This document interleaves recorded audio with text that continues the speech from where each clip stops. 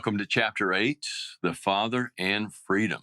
And if you haven't been getting a reorientation yet, you will here, because what we're really seeing is when you look through the right lens of God as overflowing other-centered love, it changes the definition of everything else. So it's a hot topic in our culture. Yes. Freedom, rights, all these things. Explain to us how we're looking at the Father in a new way. Okay, so let's go back and connect the dots from where we've been. If we start with chapter 2, we looked at the way of being of the Father, Son, and Holy Spirit, and that this way of being is characterized by overflowing, other-centered, self-giving love. Because God is love, then God created humans. He created a world, and He created humans with whom He can share His love. We saw that, and He created a world that was very good. But when humanity decided to disconnect from God, to sever relationship with God, that's when sin entered the world. So really the definition of sin is the breaking away of relationship from God. When we break away from relationship with God, then we turn inward. We become our own masters, and becoming our own masters means that we become self-centered. We look for ways that we can protect ourselves. We look for ways that we can provide for ourselves. We look for ways that we can save face. So we become self-centered in nature. So that is the nature of sin. So Jesus comes on the scene, not just to forgive us from our bad behavior, but to make us whole, to say, I'm going to restore that relationship. And in restoring that relationship, I am going to set you free from the need to self-protect. Mm-hmm. So that is true freedom. So true biblical freedom is about the God who comes to us to restore us in relationship with Him, so that we're no longer bound by the need to look after ourselves. We are free from self-centeredness, and therefore we are free to give ourselves away. We are free to love others. We are free to put others' interests before our own. We are free to have wholeness in relationships. So you're giving us a new definition. Free from is different than free to. Yes. And so we've thought of freedom from having to do something I don't want to do. Now I'm free to do something I want to do. So it sounds like this freedom is coming on the inside of us. Yes. So can you give us any other kind of just a nutshell? What is the main thing you want us to see in this chapter about the redefinition of freedom? So let's go back and talk about our normal culture's definition of freedom. You touched on that.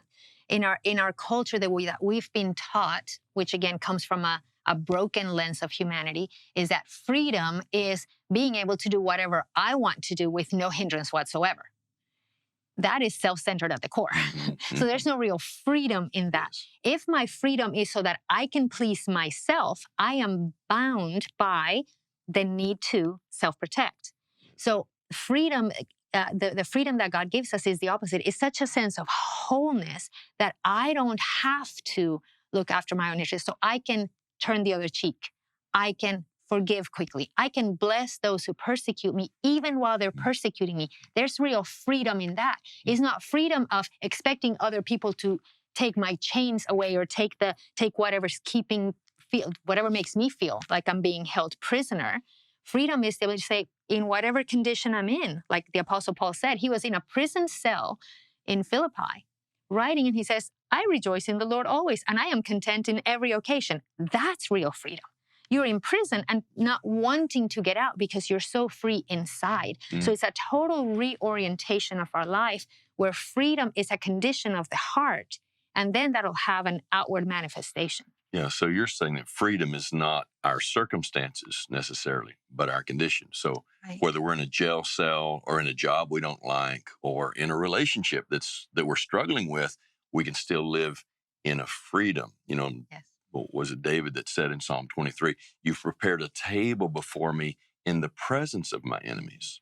So we can feed and feast on Him even if things look really bad around us. Are you going to give us any real practical applications of how to live in freedom, how to cultivate this freedom in this chapter? Yes, and obviously in the chapter we say that we can't cover everything there is to know about freedom and about being whole. But one key thing that we need to understand is that at the root of all human behavior that robs us of freedom is fear. We live our lives in fear. And so the greatest commandment in the Bible is love the Lord your God. But the most frequent commandment is Fear not. Fear not. Why does God have to tell us over and over and over not to fear? Because we tend to self-protect. Because we live in a condition of fear. Absolutely. And so what's amazing is if you look at it in the Bible, almost every time that God says, fear not, he connects it with a promise. For I am with you and I am for you. And God is the God who, because he is love, he has committed himself to us. And he says, you don't have to fear. I am with you and I am for you. So whatever circumstance you're in, his presence and his love is what gets us through. So we can truly be free from the need to self-protect because he is with us and he is for us. That's so powerful. This is such a good prep for us as we look at the journey, the Abba journey of stepping into understanding then who we are, how we see ourselves through the eyes of Jesus and the eyes of the Father, not as those that have to take care of ourselves, not as those that have to self-protect, self-promote, self-preserve, but those who can give ourselves away because we know our Father really loves us and we're truly free. In fact, let me say in the book that you wrote, The Abba Factor, which is the book that follows this one, you draw the contrast between the orphan spirit and the spirit of sonship. And the key thing that you say about the spirit of sonship is that sons are truly free.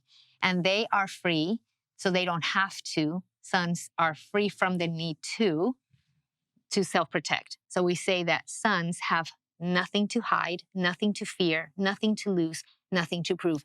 That's real freedom. So in this chapter, we start explaining it. The Abba Factor goes much more deeply into that subject. So it's a great follow-up to this study. What we believe about God determines what we believe about everything else. And when we get our understanding right, that the Father is loving us, taking care of us, protecting us, we don't have to self-preserve or self-protect, then we can truly walk as sons of the Father, giving ourselves away. Enjoy chapter 8, the Father and freedom. Let the Holy Spirit work that freedom in your own heart.